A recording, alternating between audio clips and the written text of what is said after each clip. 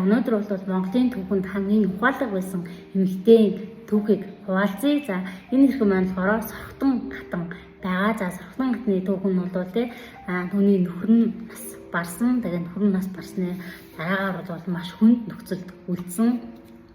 Олон хүн эрх мэдлийн төлөө тэмцэж байхад Сорхтон хатан бол яараагүй маш хүлээцтэйгээр аливаа зүйлд хандаж чадаж байсан. За Сорхтон хатнаас суралцах 3 ухааныг бас хуваалцъя гэж бодож байна. За хамгийн нэгдүгüүрт нь ямар ухаан бэ гэхээр Сорхтон хатан бол аливаа зүйл ерөөсөө яардаггүй зантай байсан. Тэгээ аливаа зүйл маш хүлээцтэйгээр хандаж чаддаг байсан. За бид ихэнхдээ яардаг, айхтаа яардаг, уурлахтаа яардаг, шийдвэр гаргахтаа яардаг. Яарч шийдвэр гаргаснаас болоод бид нэр буруу шийдвэр бас гаргасан байдаг тийм. Буруу шийдвэр гаргаснараа бид нэр аливаа зүйлийг буруу хийсэн.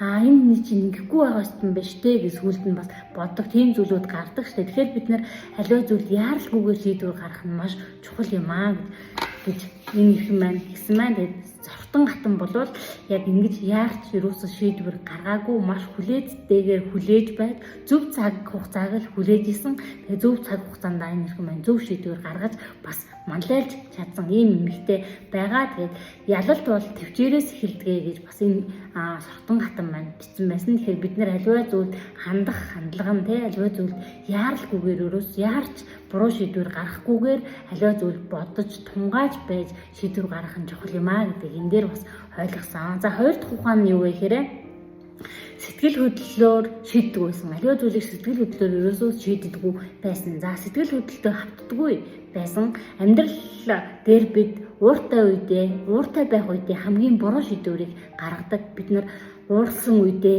гаргачаас үлд би ч нэрээ ийм хийсэн байж гэж боддог шүү дээ. Тэгэхээр ингэж болдоггүй юм аа. Харин Сорхтон хатан яасан бэ гэхээр айдас уур бухимдлаар биш ухаанаар шийдвэр гаргаж чаддаг байсан.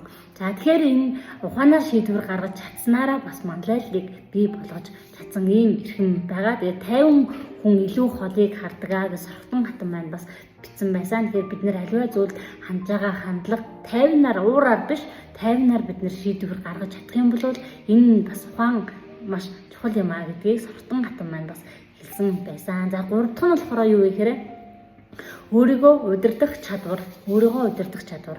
За бид жинхэнэ хүч болвол бусдыг дарах биш өөрийн бодол сэтгэлээ удирдах чадвар юм гэж хэлсэн байдаг. Тэгэхээр жинхэнэ хүч бол ер нь өөрийгөө удирдах чадвар юм гэдгийг энэ хэрэг маань маш товчоор биднэрт хэлсэн байлаа. Тэгээ бид нар гаднаа хичнээн хүчтэй харагдаж байгаа ч гэсэн дотроо бид нар тайван байж чаддаг.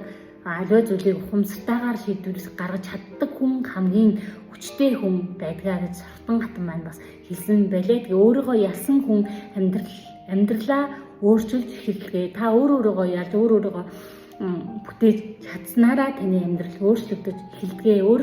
Өөрийгөө яг ялан дээрж чадсан цаг хугацаанаас эхлээд амьдрал тань өөрчлөгдөж эхэлдэг гэдэг Сорхтон хатны жишээн дээрээс түүхнээс буюу бид нар эслээс нь ухаанаас нь бас суралцлаа. Тэгэхээр бид аливаа зүйл тууштай байж, хүлээцтэй байж, тайван хандаж чадсанараа бид нар ухаалаг шийдвэр гаргаж чаддсан байна. Тэгээд цаашаа бид нар өөрөөсөө ялан дийснээ бүх зүйл бүтэн байна гэдгийг Сорхтон хатныхаа жишээн дээрээс бүгдөө суралцлаа.